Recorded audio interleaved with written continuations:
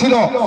অনেকদিন জেল খাটার পরে লর্ড মেয়র যখন আহমেদাবাদের জেল পরিদর্শনে গেল, সেই সময় জানতে পেরেছিল শের আফ্রিদি মনে মনে প্রতিজ্ঞা করেছিল, আল্লাহ জিন্দেগিতে যদি ফাঁসিও হয়ে যায়, তবে যদি লর্ড মেয়রকে পৃথিবীর জমিন থেকে সরিয়ে দিতে পারি, তাহলে ভারতবর্ষের মাটিতে একটা গর্বীয় সন্তান হিসাবে আমি বিবেচিত হব।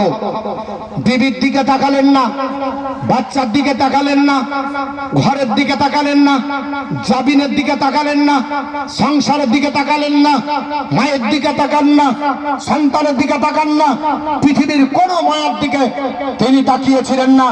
14 বছরের জেল হেফাজতে শুনতে পেলেন আজকে লর্ড মেয়র আপনার আহমেদাবাদের জেল পরিদর্শনে আসবে।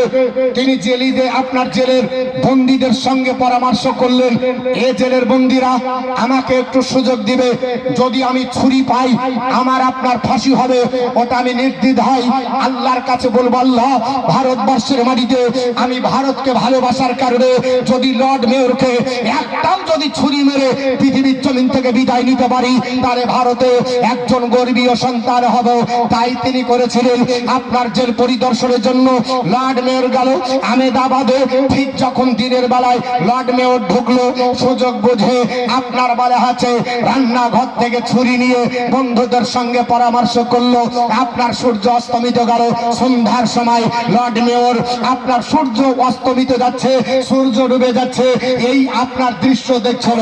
কারণ আপনার আন্দামান দেখতে খুব ভালো জায়গা, ওটা একটা দ্বীপ জায়গা, ওটা সূর্য ডুবা ভালো লাগে, ওটা দেখতে ভালো লাগে। লর্ড মেয়র দেখতে ছিল আল্লাহর বান্দা, মুসলমানের বাচ্চা, আপনার